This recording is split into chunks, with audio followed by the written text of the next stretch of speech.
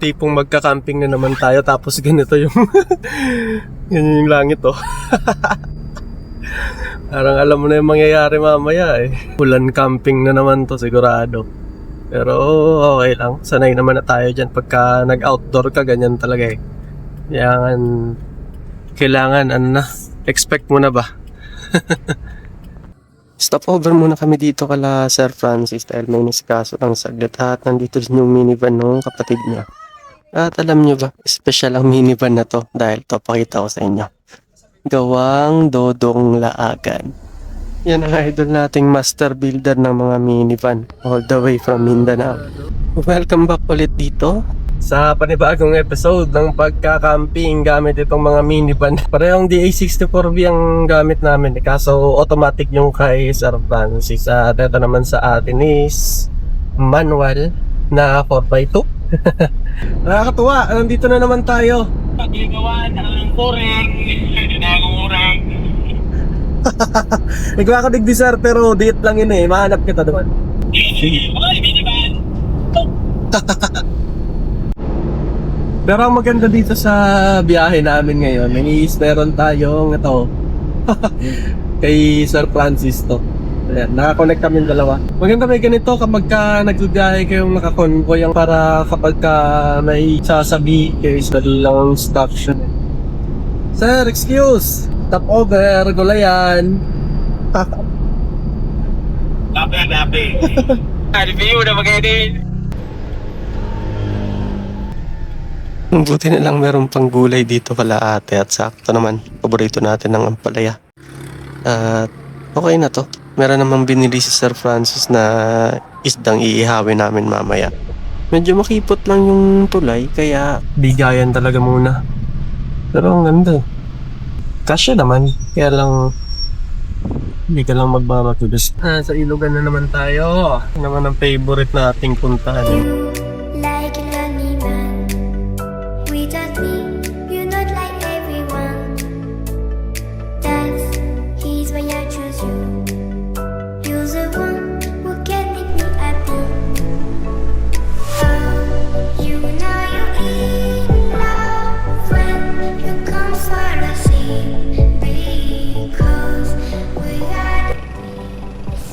At dito kami ngayon sa Barangay Suwa, Malinaw, Albay. At dito kami maghahanap ng raw spot na pwedeng pagcampingan para sa episode natin ngayon.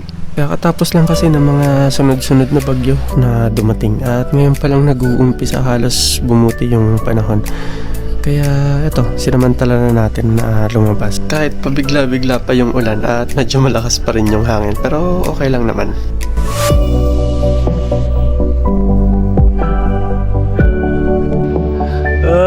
Eto na. Nagbabalik na naman ng sumpa. Ang uulanin ulit kami sa camping na ito. Pero gayon pa man, gusto natin to eh no. Dito kami masaya eh. May konting rough road lang na dadaanan dahil sa nasira na yung kalsada dito. Kaya ingat lang pag dadaan dito lalo na pagka gabi. Lakad muna tayo.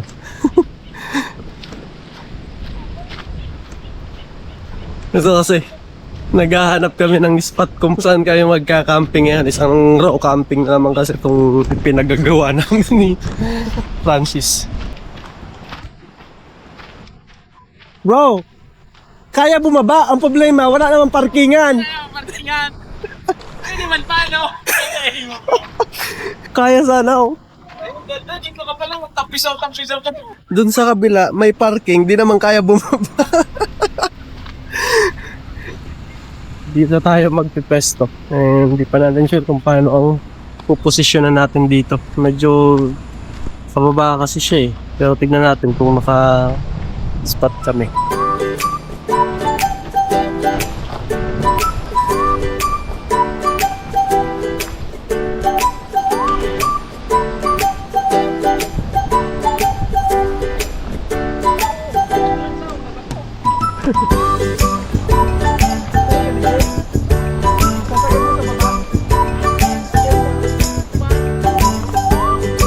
At ayun na nga, hirap na hirap kami makapag makaparking ng maayos dito dahil sa bukod sa pababa yung daan, puro malalaking bato. Kaya ito, pipilitin talaga nating makapagpwesto ng maayos.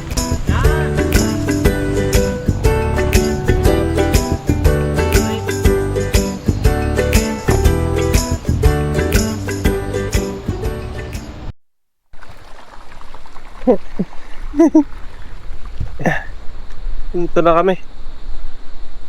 Doon kami nakapag-park sa taas. Hindi na kasi makakababa dito. Walang pagpa-parkingan dito eh. Ay putik, napakalamig. Palamig ng tubig. Pero di pa rin tayo safe sa ulan kasi tignan mo. Mukhang uulanin tayo. Pero maswerte pa rin tayo ngayon kasi tignan nyo, kahit na nag-uulan dito, kung makikita nyo, malinis at malinaw pa rin yung tubig oh. Hindi siya yung nagpuputik ba? Ay, salamat. Natuloy na naman yung random.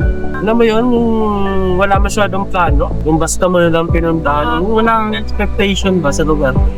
At sa mga pangyayari. Kung ano lang yung madatna natin, yun na yun.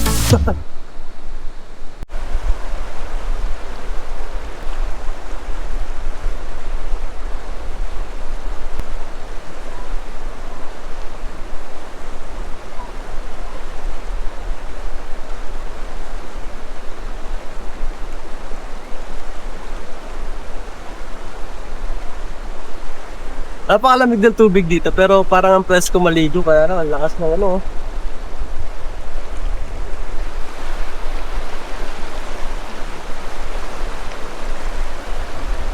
Medyo malakas kasi yung agos pero pag hindi na ganun kalakas baka kaya natin maligo bukas. Dahil nagdidilim na check lang muna natin yung ilog kung kumusta yung lagay. So, balik na muna tayo dun sa spot na to para mag-set up na muna tayo. Set up na.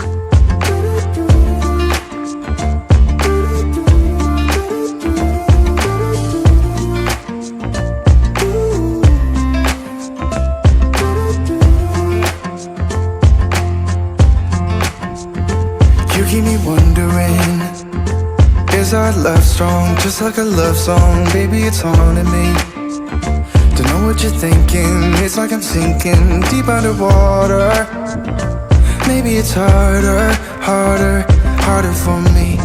Oh, harder for me. Maybe we're over it, or maybe just lovers. 'Cause I'm Yan, okay na.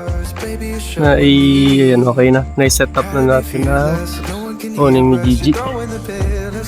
At dun sila. Nag-umpisa na din mag-set up lahat.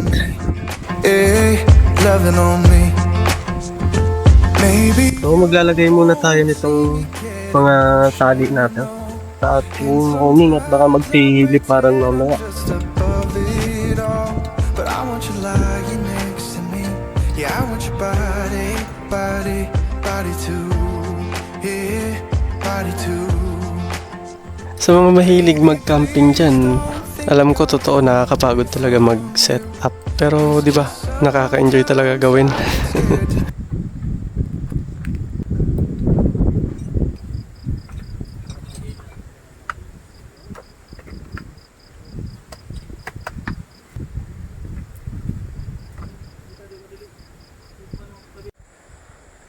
Alright, eto na naman tayo sa paborito naming gawain. Malapit lang naman tayo sa kalsada.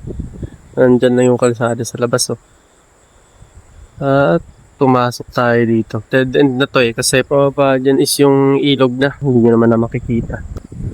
So, dito tayo nagpwesto para bukas makakaligo tayo dun sa ilog. So ito na yung magiging camp natin ngayong gabi. Dito ako, si Gigi, si Vanny, kay Sir Francis at may bago tayong kasama. Si Tito Alan, Tito A, nandun sa dulo.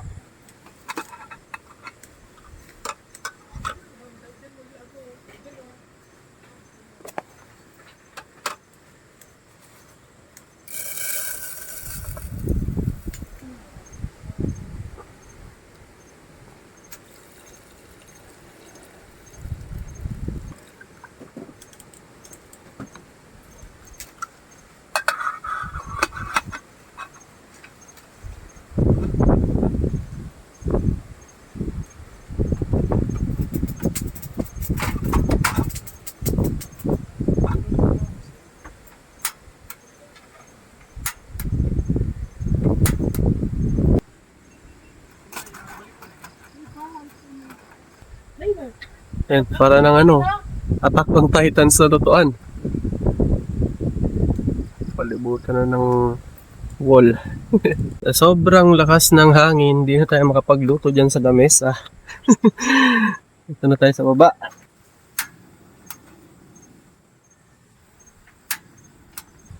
(8:30) nagluluto pa lang ng kanin, gagi.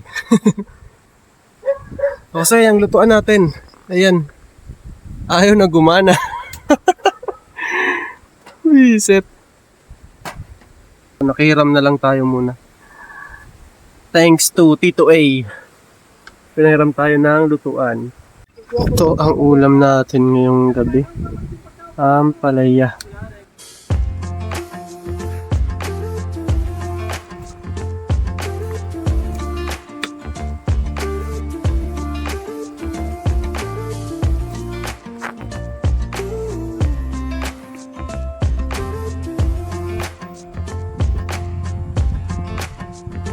You keep me wondering, is our love strong? Just like a love song, baby, it's haunting me. Don't know what you're thinking, it's like I'm sinking deep underwater. Maybe it's harder, harder, harder for me. Oh, harder for me. Maybe we're over it, or maybe just lovers, cause under the covers, baby, you're showing me. Ready na sana tayo kumain nang bigla namang bumuhos yung ulan.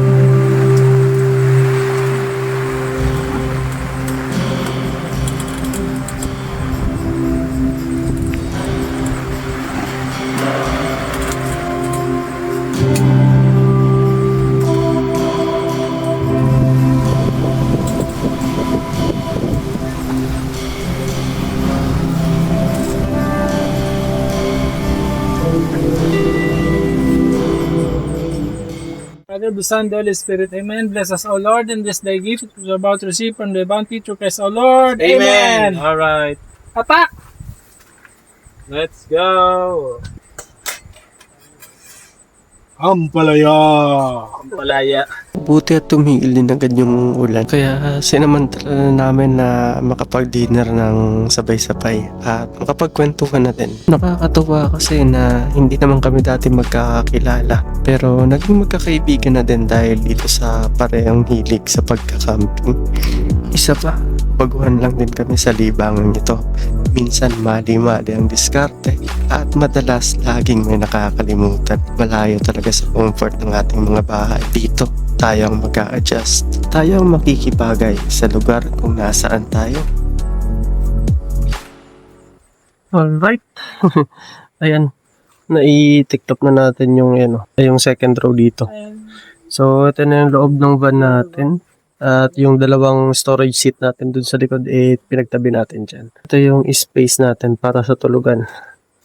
Para komportable ang higaan natin at hindi naman sumakit yung likod. Ay naglalagay ako ng yoga mat dito sa ilalim. Sunod ay ilalatag na natin itong carpet at syempre, hindi pwedeng wala itong makapal natin kumot dahil minsan sobrang lamig talaga. Ayan, okay na ang ating higaan at nakasara na din naman itong mga kortina natin. At all goods na to. Pahinga na muna tayo at kailangan natin ng madami-daming energy bukas dahil maliligo tayo dun sa ilog. So ayun, kita-kita tayo bukas. Good night.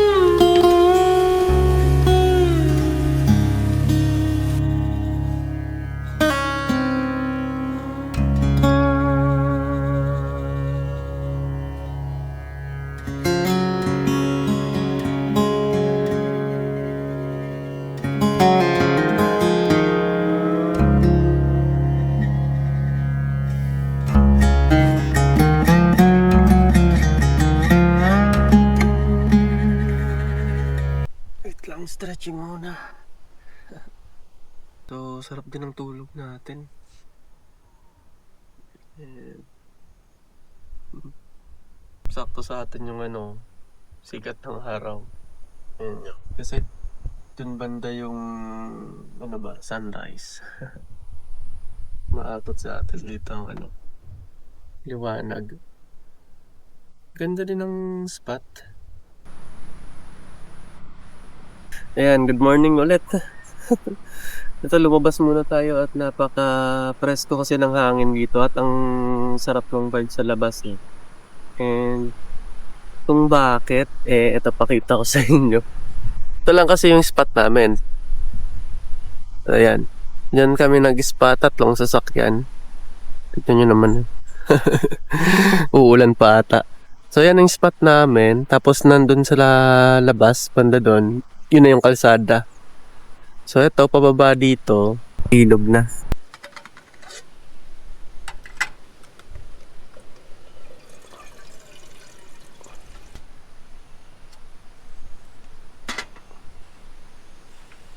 At good news, gumagana na ulit yung ating lutuan. Naayos ko na siya kanina.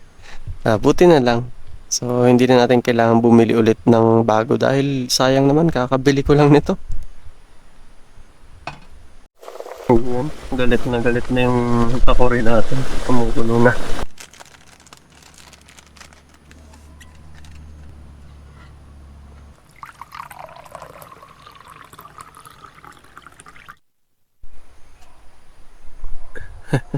At syempre, nandito naman na tayo sa nature. Dito tayo sa labas magkape.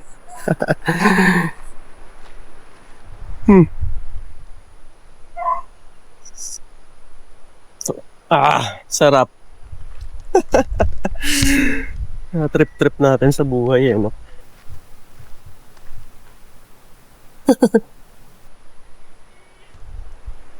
Kaibigan natin na nandun Motivational coffee.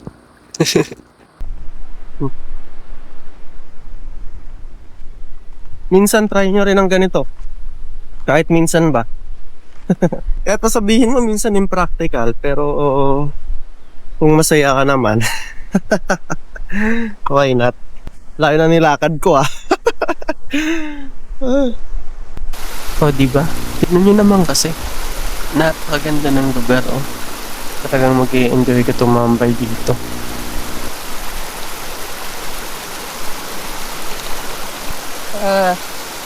Makakatuwa lang na nahilig tayo sa ganito. Baga, everybody needs a hobby. Ito yung atin. Kumbaga para sa amin, ito siguro, ito yung outlet natin. Kung saan nakakahanap tayo ng pahinga. Iba-ibang hobby pa na nare-relax tayo. May sports, may sa travel, may sa camping. Kanya-kanyang recreation. Kaya kailangan natin magkaroon lamang ng balance sa buhay. Kaya lang naman natin ginagawa to kasi dito tayo masaya Darating yung oras na di na natin magagawa to. Kaya habang may pagkakataon pa tayo ngayon, enjoy lang natin para pagtanda, marami tayong babalikan na alaala. At kaya ako din ina-upload yung mga video dito sa ating YouTube para may makapanood naman ako.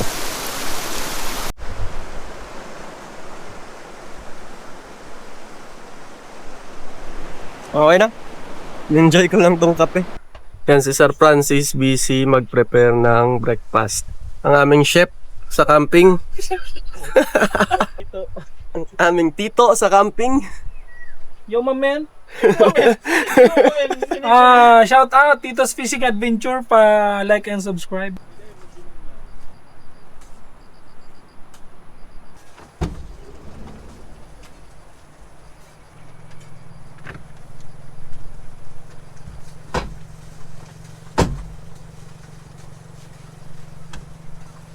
At ayan, naibalik na natin tong second row na upuan natin.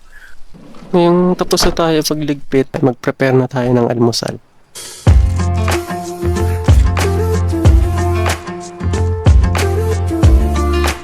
Breakfast time!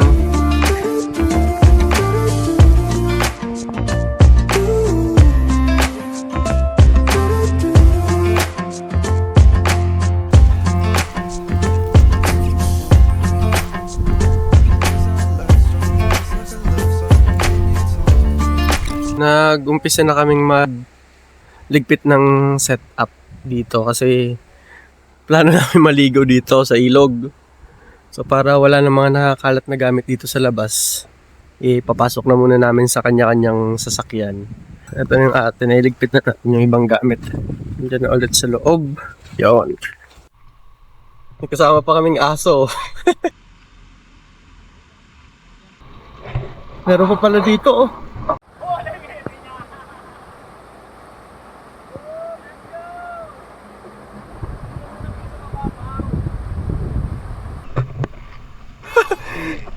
Pambihirang rose pot to. Perks ng ano? Perks ng pagro-rose pot. Ganda, oh. Pwedeng tumalon, oh. Tapos mababaw pala.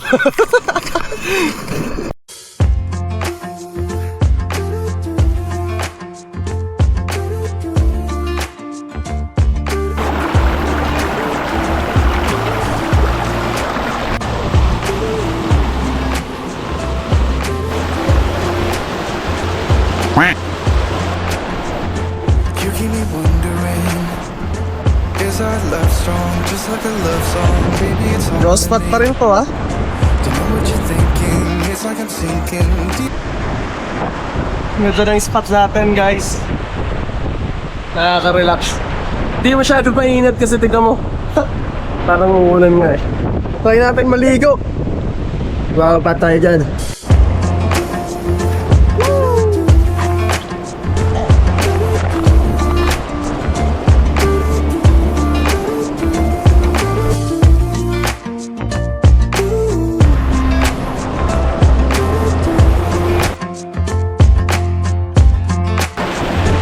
You keep me wondering, is our love strong? Just like a love song, baby, it's haunting me.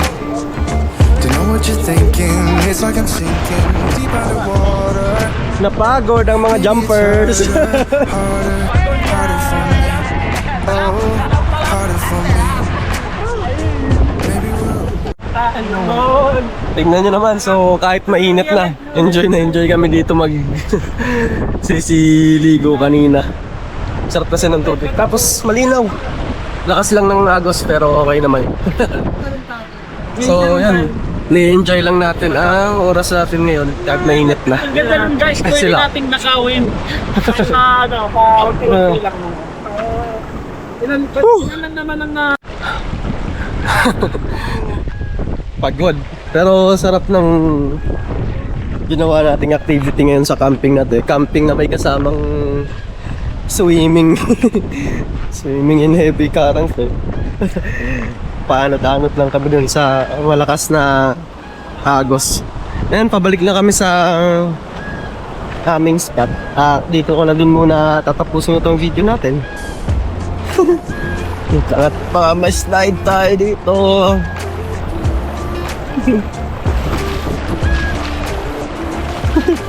Madulas pa naman. Yan. Kung nagustuhan yung mga ganitong klaseng activity, kita-kita ulit tayo sa next camping video natin. Thank you. Don't know what you're thinking, it's like I'm sinking deep underwater.